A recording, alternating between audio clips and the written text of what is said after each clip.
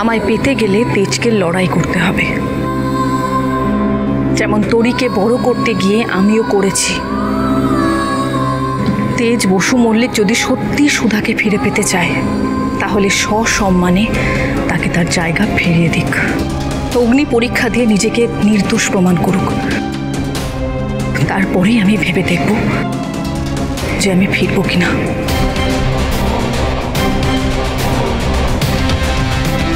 তার মানে এই বিয়েটা জামাইবাবুর ভালোবাসার পরীক্ষা।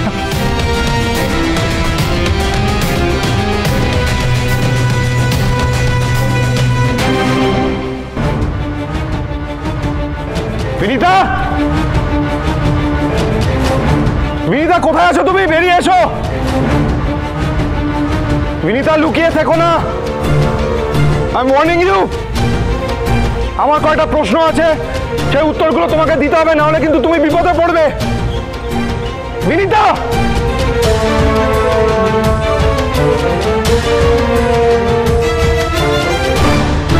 হে ভগবান, এইভাবে ফেসে গেলাম কেন আমি? ঠিক করে ধরো না, বাবার সঙ্গে যে ওইভাবে কথা বলে না, ঠিক করে ধরো না, ভাল লাগে না। জীবনটা একদম নরক হয়ে উঠেছে। আমাদেরই বাগানে আমাকে মালির কাজ করতে হচ্ছে। হালকা না না না না না বাবা, ভুল করছো। শুধু মালির কাজ নয়, এরপর ওরা জমাদার, রাঁধুনি, সিকিউরিটি আর কি জানি ওই ড্রাইভার সব আমাদের দিয়ে করাবে। সব হয়েছে ওই সুধার জন্য। স্যার ফোন তুলছেন না কেন?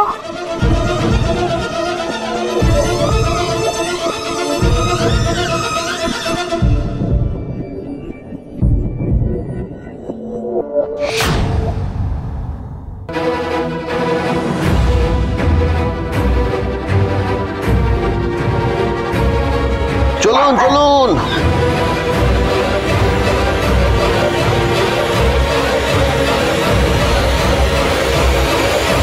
আর পালিয়ে লাভ নেই, বিকজ ইউ আর ট্র্যাপড।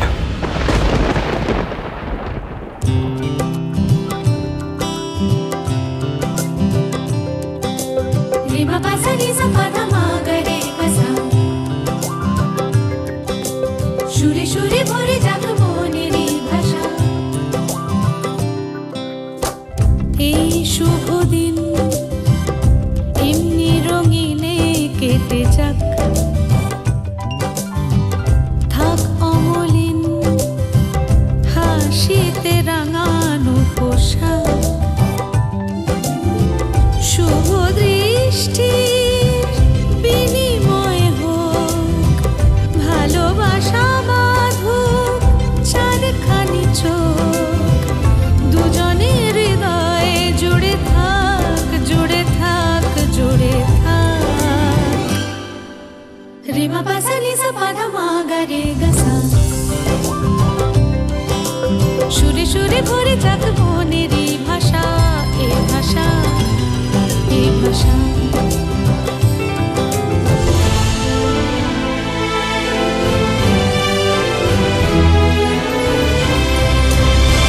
সুরে সুরে ছবি এঁকে তোমাকে সাজাই, গানেরই মোহনায় মিশে যেতে চাই। স্বরলিপি দিয়ে বাঁধি তোমারই দুহাত, আলাপের শ্রুতি বাজে শুনি তাই। আজ পাশে থেকো সঙ্গে আমার, স্বপ্ন চিরকাল তোমাকে সাজা। ও মা সুধা, তুই প্রীতমের দিকে ওইভাবে তাকিয়ে আছিস কেন রে? বরকে সারা জীবন দেখতে পাবি, আগে গায়ে হলুদটা তো সেদিনই আমরা।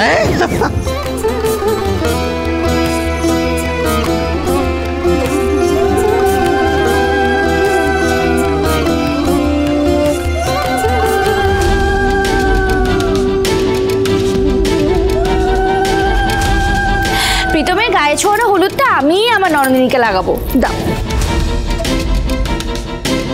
না।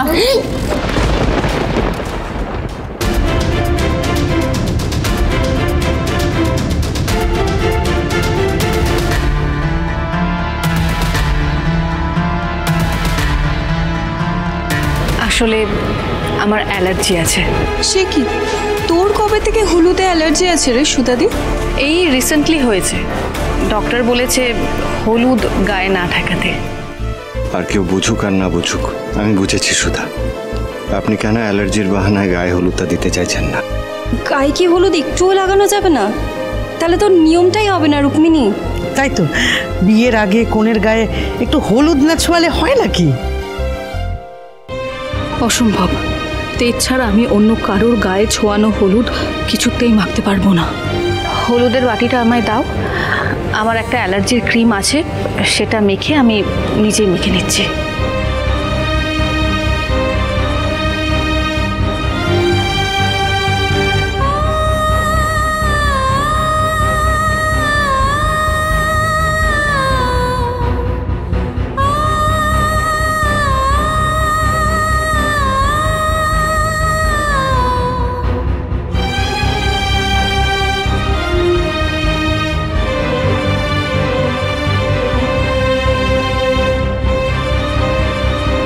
এবার ঠিক আছে তো? যথেষ্ট। ওনার হলুদ লাগালে সত্যিই খুব শরীর খারাপ হয়। এই জোর করিস না। না বাবা, জোরাজুরিতে কাজ নেই, তারপর হিতে বিপরীত হয়ে যাবে, তারপর বিয়েতে বাধা পড়লে তখন অনেক দেরি হয়ে যাবে। আচ্ছা সবাই স্নান করে নাও, গোধূলি লগ্নে বিয়ে হবে কিন্তু। হ্যাঁ, তাহলে সবাই রেডি হয়ে যাও।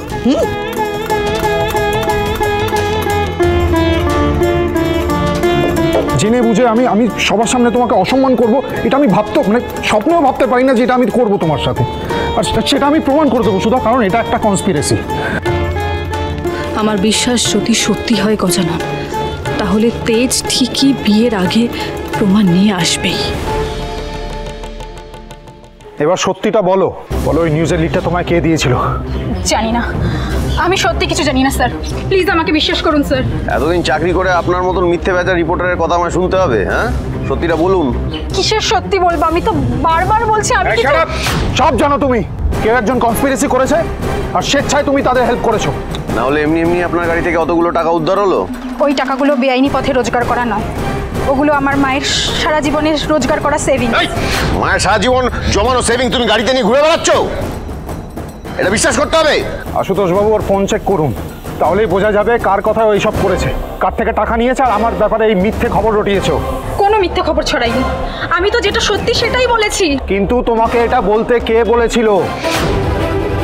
আমার রিপোর্ট কে পাঠিয়েছিল তোমাকে? ফোন দিন, দেখি দিও। ফোন আছে? ফোন দিন। নে না ফোনটা।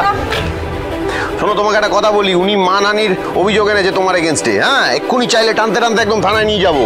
আর তারপর ব্রেকিং নিউজ তুমি নিজে হবে, চাকরি তো যাবেই, ক্যারিয়ারটাও নষ্ট হয়ে যাবে। স্যার দেখুন, এই নম্বর থেকে রিপোর্টটা এসছে।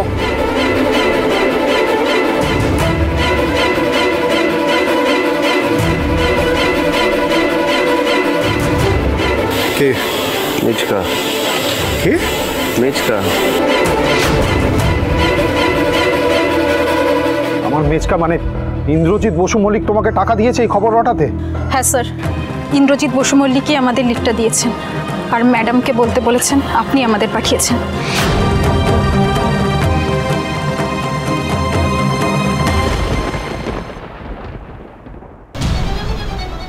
সত্যি সুধা, তো রূপের জেল্লা আছে মানতে হবে, নইলে প্রীতম সিংহ রায়ের মতো মানুষ কিনা তোর প্রেমে হাবুডুবু খাচ্ছে।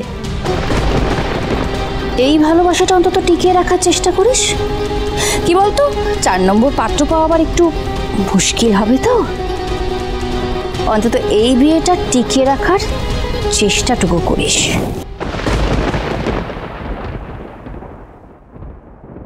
তেজ যখন প্রমাণ আনতে পারেনি, তখন আমিও ওর জন্য আর অপেক্ষা করব না, তোরই ফিউচারের কথা ভাববো।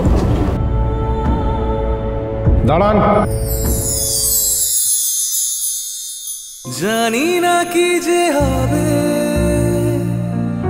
হয়তো বলেছিলাম না এই বিয়ে আমি হতে দেব না, বিয়ের আগেই সব প্রমাণ নিয়ে আসবো।